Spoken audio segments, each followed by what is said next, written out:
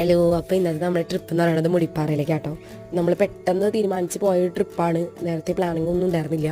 അപ്പോൾ നമ്മൾ നേരെ കോതമംഗലം വരെ ഒറ്റ സ്ട്രെസ്സിൽ പോയി കഴിഞ്ഞ് അവിടെ ചെന്ന് കഴിഞ്ഞ് മൂന്നാർ റൂട്ടിലേക്ക് കയറി കഴിഞ്ഞപ്പോൾ നമ്മൾ ചായക്കടയിൽ നിർത്തി ചായ കുടിച്ചു. അത് കഴിഞ്ഞ് നേരെ അടിമാലി ആ റൂട്ട് അടിമാലിയിൽ മറ്റ് വാട്ടർഫോൾസ് ഉണ്ട്.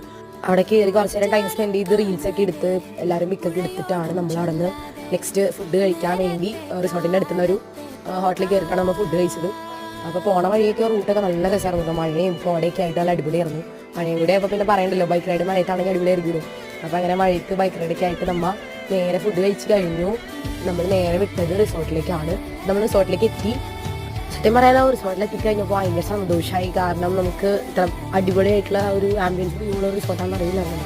നമ്മൾ ഫോട്ടോയിൽ കാണുമ്പോൾ നിങ്ങൾക്ക് ഇത് കാണുമ്പോൾ ഇത്രയും ഭംഗിയിലാവും നമുക്ക് വിചാരിക്കാനുള്ളത്. അങ്ങനെ റിസോർട്ടിനെ പറ്റി ഒന്നും പറയാനില്ല. അതിൻ്റെ വീഡിയോ ഞാൻ വേറെ സെപ്പറേറ്റ് ആയിട്ട് നിങ്ങൾക്ക് കുറേ പേര് എന്നോട് ക്വസ്റ്റ്യൻസ് ചോദിച്ചിട്ടുണ്ട്. അപ്പോൾ